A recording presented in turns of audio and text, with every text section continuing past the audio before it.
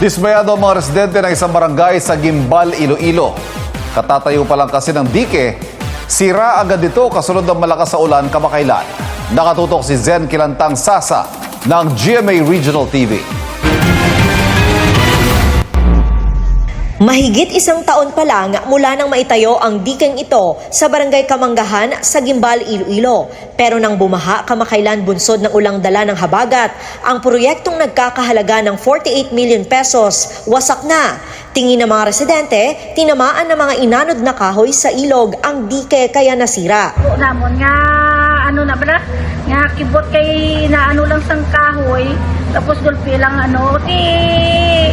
siyempre giniport namon dayon sa barangay, gipicturan para gusto nga ma-aksyonan dayon. Naiulat na ang insidente sa Gimbal LGU at sa DPWH Iloilo 1st District Engineering Office.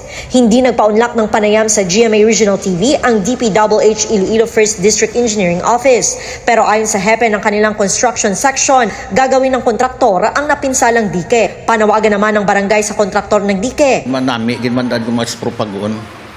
Nanay, ginmandan ko pag-on eh. Kay siyempre, kung pag-on, kagang namo garilay man ang tao, may dike gani, parang protection.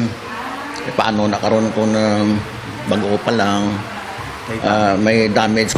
Mula sa GMA Regional TV, Zen Kilantang Sasa, nakatutok 24 oras.